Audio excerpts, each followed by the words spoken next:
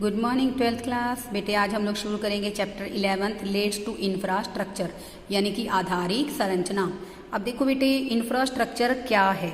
Infrastructure अपने आप में बेटा बेसिकली एक देश की फाउंडेशन होता है उसकी ग्रोथ और डेवलपमेंट के लिए। अब देखो बेटे इंफ्रास्ट्रक्चर का मीनिंग यहाँ पर क्या है। What is infrastructure? Infrastructure refers to support system of economic and social development of a country. देखो बेटे इंफ्रास्ट्रक्चर का अर्थ क्या है, जो बेसिकली एक सपोर्ट सिस्टम, एक सहायक प्रक्रिया के रूप में, एक सहायक के रूप में काम करता है देश की इकोनॉमिक और सोशल डेवलपमेंट के लिए, उसको हम लोग क्या कहते हैं, infrastructure. Imagine life in the absence of means of transport and communication. हम लोग बेटे अगर इमेजिनेशन करें, हमारे पास यातायात के साधन नहीं है, ट्रांसपोर्ट यातायात के साधन नहीं है, कम्युनिकेशन नहीं है। In life also imagine in the absence of educational institutions, हमारे पास शिक्षण संस्थान नहीं हैं, हॉस्पिटल्स नहीं हैं, नर्सिंग होम्स नहीं हैं। Imagine life in the absence of electricity and oil and diesel, बिना लाइट के, बिना बेसिकली ऑयल के, बिना ईंधन के, और absence of these things would have drive to primitive age when production was just for subsistence. तो अगर हम ऐसी बात करें तो इसका मतलब क्या है, अगर हमारी अर्थव्यवस्था में हमें ये सब चीज़ें अवेलेबल नहीं होंगी तो हम केवल और केवल कौन सी तरह से जिएंगे, सब्सिस्टेंस के लिए, यानी कि गुजारा चलाने के लिए ही हम लोग प्रोडक्शन करेंगे। Production activity did not yield surplus for the growth and development. तो प्रोडक्शन एक्टिविटी से किसी भी प्रकार से कोई भी ग्रोथ और डेवलपमेंट पॉसिबल नहीं होगी। तो बेटे एक्चुअल में इंफ्रास्ट्रक्चर है क्या? देखिए बच्चों, infrastructure refers to support system of economic and social development of a country without which economic growth and social development would only remain to be primitive। इसका अर्थ बच्चों क्या है यहाँ पर? इंफ्रास्ट्रक्चर का अर्थ क्या है? सपोर्ट सिस्टम से है जो बेसिकली क्या करता है, इकोनॉमिक और सोशल डेवलपमेंट करता है एक देश की। विदाउट विच इकोनॉमिक ग्रोथ, जिसके बिना आर्थिक विकास और सामाजिक विकास क्या है, केवल एक शर्त बनकर रह जाएगा। यानी कि कहने का अर्थ क्या है बेटे, यहाँ पर अगर हम बात करते हैं इंफ्रास्ट्रक्चर की, तो इंफ्रास्ट्रक्चर क्या है, वो इकोनॉमिक चेंज और सोशल चेंज है जो एक इकोनॉमिकली और सोशली डेवलपमेंट के लिए हेल्पफुल होते हैं। अगर हम बात करते हैं बेटा, हमारे पास दो तरह के इंफ्रास्ट्रक्चर होते हैं, एक होता है बच्चों इकोनॉमिक इंफ्रास्ट्रक्चर और दूसरा होता है बच्चों हमारा social infrastructure. Following is a brief description of this concept. First one, economic infrastructure. Economic infrastructure refers to such element of support system। देखो बेटे आर्थिक आधारिक संरचना में वो सभी एलिमेंट्स आते हैं इकोनॉमिक चेंज के, जैसे पावर, ट्रांसपोर्ट, कम्युनिकेशन, जो कहीं ना कहीं हमारी प्रोडक्शन एक्टिविटी के लिए क्या हैं, बहुत ही महत्वपूर्ण है। Abundant availability of power supply would accelerate the pace of production activity। अगर हमारे पास बच्चों इलेक्ट्रिसिटी एबंडेंट मैनर में होगी, प्रचुर मात्रा में ज़रूरत के अनुसार होगी बेटा, तो हम लोग क्या कर सकते हैं, हमारी प्रोडक्शन एक्टिविटी को बढ़ावा दे सकते हैं। Abundant means of transport would facilitate the movement of goods from producers to the consumer. अगर हमारे पास पर्याप्त मात्रा में ट्रांसपोर्ट होगा, ठीक है ना, ट्रांसपोर्ट के साधन होंगे, तो हम ईजिली और बहुत स्पीड से क्या कर सकते हैं, गुड्स और सर्विस को मूवमेंट कर सकते हैं प्रोड्यूसर से कंज्यूमर तक। अगर हमारे पास कम्युनिकेशन के सोर्सेज बहुत अच्छे होंगे तो हम लोग अपने आइडियाज़ को, अपने थॉट्स को, अपने ओपिनियंस को इजीली एक्सचेंज कर सकते हैं। In the absence of economic infrastructure it is virtually not possible to develop an efficient system of growth and development. अगर बेटा हमारे देश में इकोनॉमिक इंफ्रास्ट्रक्चर स्ट्रॉन्ग नहीं होगा तो नो डाउट बेटे इसके कारण हम अपने देश के अंदर जो हमारा एफिशिएंट सिस्टम है, ग्रोथ और डेवलपमेंट है, उसको मतलब अचीव नहीं कर सकते। तो बेटा एक देश की इकोनॉमिक डेवलपमेंट के लिए इकोनॉमिक इंफ्रास्ट्रक्चर क्या होता है, बहुत ही महत्वपूर्ण होता है। सेकंड बात करते हैं स्टूडेंट्स हम लोग सोशल इंफ्रास्ट्रक्चर की। Social infrastructure refers to the element of support system. ये भी बेटा क्या है, एक सहायक तत्व है, सहायक की भूमिका निभाता है। School, colleges, hospitals, nursing homes we serve as a driving force of social development of a country. Social infrastructure में वो सभी सामाजिक तत्व आते हैं, जैसे हॉस्पिटल आ गया बच्चों, एजुकेशन इंस्टीट्यूशंस आ गए, नर्सिंग होम्स आ गए, जो कहीं ना कहीं एक देश की सोशल डेवलपमेंट के लिए बहुत ही अनिवार्य हैं। Social development refers to human resource development. Social development का अर्थ क्या है, मानव संसाधनों का विकास करना। अब देखो बेटा it occurs when there is a healthy and efficient workforce in the country. इसका अर्थ क्या है, किसके कारण बेटे हमारे देश के अंदर हेल्दी और एफिशिएंट वर्कफोर्स बढ़ जाएगी। While economic infrastructure accelerate the process of growth. अगर बेटे हमारे देश में अगर हम बात करते हैं इकोनॉमिक इंफ्रास्ट्रक्चर से ग्रोथ प्रोसेस को बढ़ावा मिलता है, इकोनॉमिक ग्रोथ को बढ़ावा मिलता है। तो सोशल इंफ्रास्ट्रक्चर से जो ह्यूमन डेवलपमेंट है उसको बढ़ावा मिलता है। Indeed economic growth is incomplete without the human development. तो आर्थिक विकास बेटे अधूरा है बिना मानवीय विकास के। तो बेटा हमारी जो इकोनॉमिक डेवलपमेंट है वो तभी मतलब बेसिकली बेटर हो पाएगी जब क्या होगा, ह्यूमन डेवलपमेंट। और ह्यूमन डेवलपमेंट तभी बेटर होगी जब क्या होगी, economic development. Accordingly economic and social infrastructure are complementary to each other. तो हम लोग कह सकते हैं ना कि आर्थिक और सामाजिक आधारिक संरचना कहीं ना कहीं एक दूसरे के सहायक हैं और कहीं ना कहीं एक दूसरे के पूरक हैं। अब हम पढ़ेंगे बेटा बहुत ही इंपॉर्टेंट क्वेश्चन इस चैप्टर का, इंफ्रास्ट्रक्चर एंड डेवलपमेंट। इसमें ये भी हो सकता है बेटे, how infrastructure helps in development, how the infrastructure contributes in development. तो बेटे आंसर इसका सेम ही रहेगा। First one, following observation highlight how exactly infrastructure contributes to the process of growth and development. तो बेटे ये सारे ऑब्जर्वेशन हमें क्या बताते हैं कि इंफ्रास्ट्रक्चर किस प्रकार हमारे देश में ग्रोथ और डेवलपमेंट में एक इम्पॉर्टेंट रोल प्ले करता है। तो बेटे फर्स्ट वन है इंफ्रास्ट्रक्चर प्रमोट्स प्रोडक्टिविटी। देखो बेटे इंफ्रास्ट्रक्चर क्या करता है, उत्पादकता को बढ़ावा देता है, चाहे वो प्राइमरी सेक्टर है, चाहे वो सेकेंडरी सेक्टर है और चाहे वो टर्शरी सेक्टर है। देखो बेटे productivity in primary sector, think of agriculture production without permanent means of irrigation. हम बेटे अगर एग्रीकल्चर सेक्टर के बारे में बात करते हैं जहाँ पर सिंचाई के पर्याप्त साधन नहीं हैं, agriculture production would then depend entirely on rainfall. तो बेटे जो एग्रीकल्चर प्रोडक्शन है वो कम्प्लीटली किस पर डिपेंड होगी, रेनफॉल पर। Farmers would sow the seed only if rains. तो फार्मर्स प्रोडक्शन कब कर पाएंगे, जब बेसिकली क्या होगी, वर्षा होगी। If the rainfall is deficient sowing would be also deficient. अगर वर्षा कम होगी तो नो डाउट प्रोडक्शन भी क्या होगी, कम होगी। It means in the absence of permanent means of irrigation actual output in agriculture would remain lower than the attainable output. इसका अर्थ यहाँ है क्या है बच्चों कि अगर हमारे पास परमानेंट इरिगेशन के फैसिलिटीज़ नहीं होगी तो उसके कारण हमारे देश में जो पोटेंशियल आउटपुट है वो एक्चुअल आउटपुट से क्या रहेगा, पोटेंशियल आउटपुट जितना हम लोग प्रोडक्शन कर सकते हैं एक्चुअल आउटपुट उससे क्या रहेगा, कम रहेगा, क्योंकि हमारे पास एडुकेट मैनर में इरिगेशन फैसिलिटीज़ अवेलेबल नहीं होगी। तो हम लोग जितना प्रोडक्शन चाहें उतना प्रोडक्शन नहीं कर पाएंगे। Second one, productivity in secondary sector, think of industrial sector without such source of. अब देखो बेटे एग्रीकल्चर सेक्टर के बाद हम बात करते हैं कि सेकेंडरी सेक्टर की प्रोडक्टिविटी भी किस तरह से इंफ्रास्ट्रक्चर पर डिपेंड करती है। थिंक ऑफ इंडस्ट्रियल प्रोडक्शन, अगर हम लोग बेटा इंडस्ट्रियल प्रोडक्शन के बारे में सोचें without such sources of energy as coal, petroleum and electricity, तो perhaps industrial production would then depend on wind energy और सोलर एनर्जी। अगर हम लोग बेटे किसी भी तरह से औद्योगिक उत्पादन के बारे में सोचते हैं तो औद्योगिक उत्पादन बेटा सोर्सेज ऑफ एनर्जी के बिना तो करा ही नहीं जा सकता। इसके लिए हमें फैक्ट्रीज में कोयला भी चाहिए, पेट्रोलियम भी चाहिए, इलेक्ट्रिसिटी भी चाहिए। Perhaps industrial production would then depend on, तो इसलिए बेटा अगर हमारे पास ये सोर्सेज अवेलेबल नहीं होंगे तो नो डाउट हमारे देश में जो इंडस्ट्रियल प्रोडक्शन है वो किस पर डिपेंड हो जाएगी, कहीं ना कहीं वाइंड एनर्जी पर और सोलर एनर्जी पर। However, these are still underdeveloped sources of energy।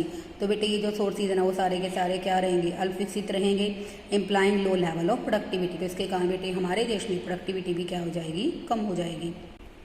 Third one, productivity in tertiary sector. Tertiary sector means service sector.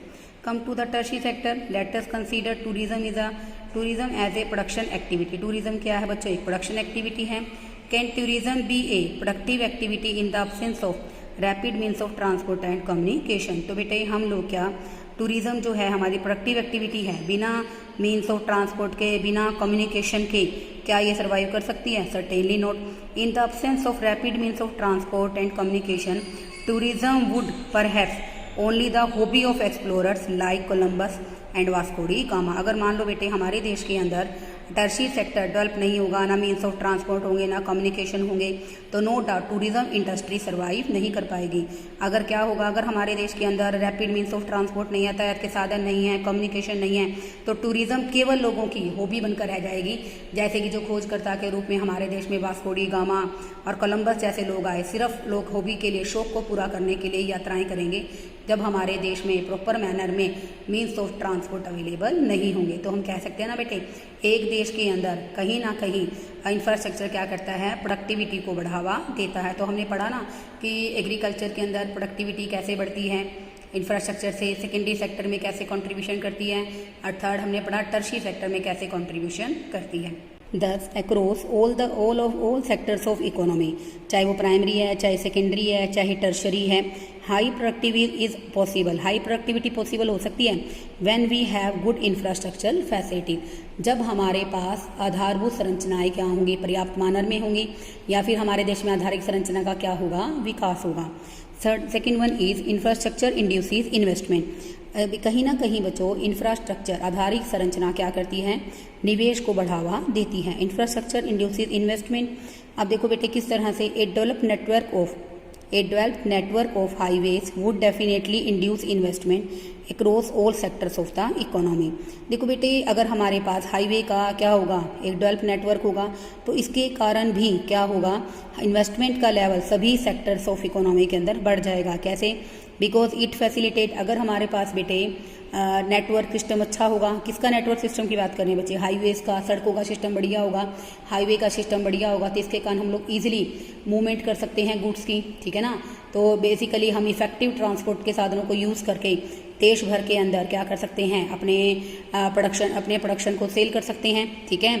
तो बेटे देखो इसमें ए developed network of highways would definitely, इसके कारण बेटे निवेश करने के जो अवसर हैं, निवेश करने की जो प्रेरणा है सभी सेक्टर्स को मिलेगी, because it facilitates efficient movement of goods and services across different regions of the country. इसके कारण क्या होगा, ईजिली हम लोग गुड्स और सर्विसेज को मूवमेंट कर पाएंगे देश के सभी भागों में।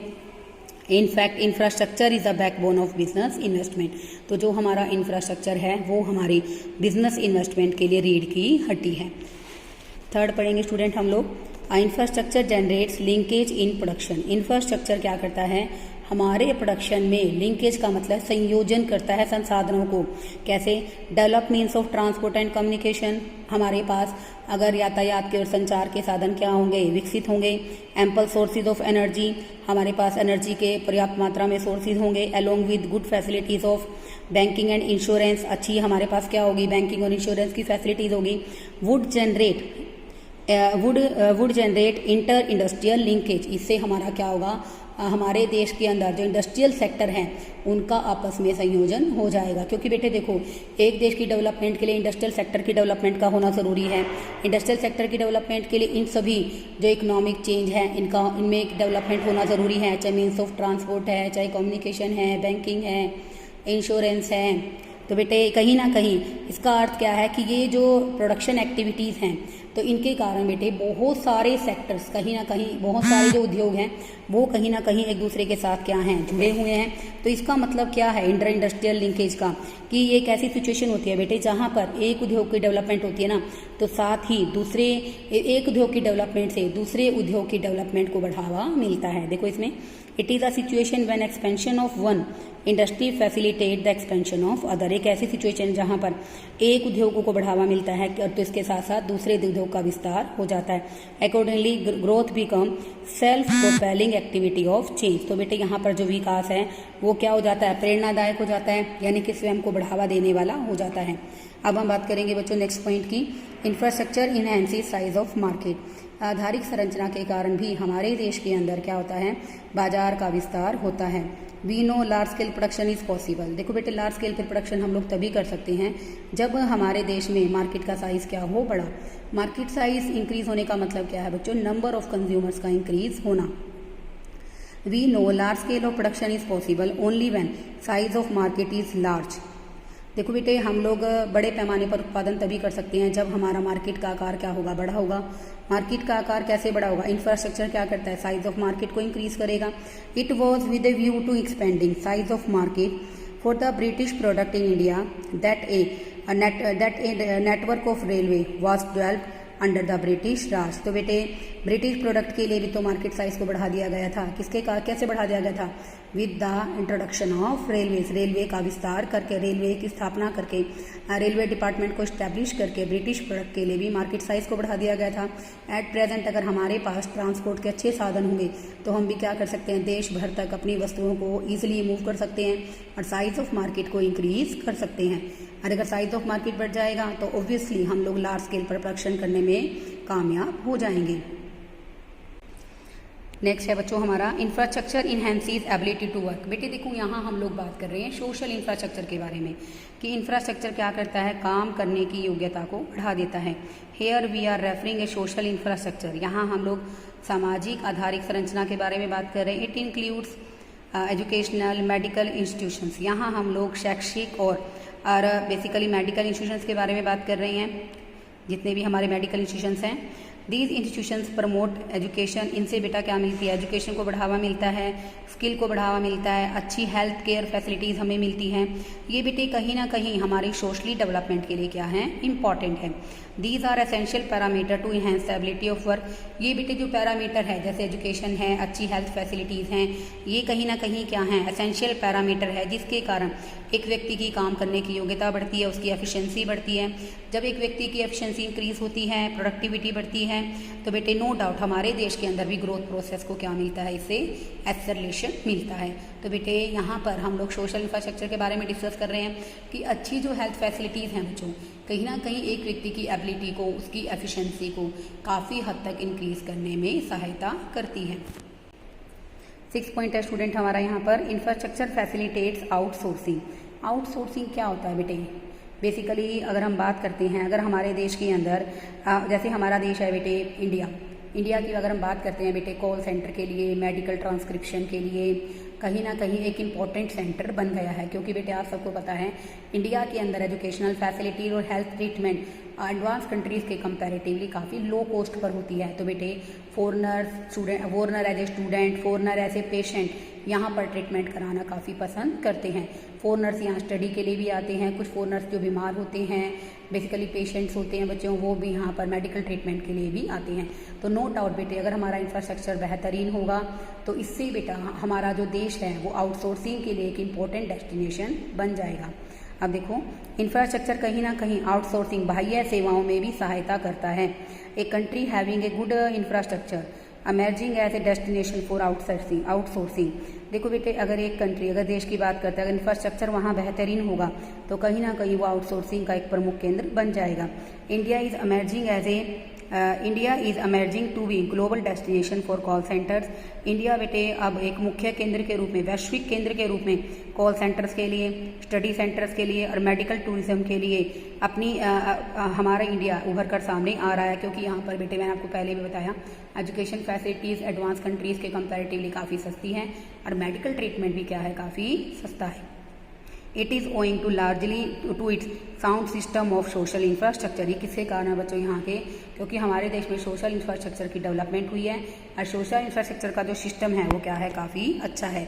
तो इसी कारण बेटे हमारा इंडिया धीरे धीरे एक उभरता हुआ डेस्टिनेशन बन रहा है, किसके लिए, मेडिकल ट्रांसक्रिप्शंस के लिए, कॉल सेंटर्स के लिए और हेल्थ कॉल सेंटर्स के साथ साथ एजुकेशनल फैसिलिटीज़ के लिए।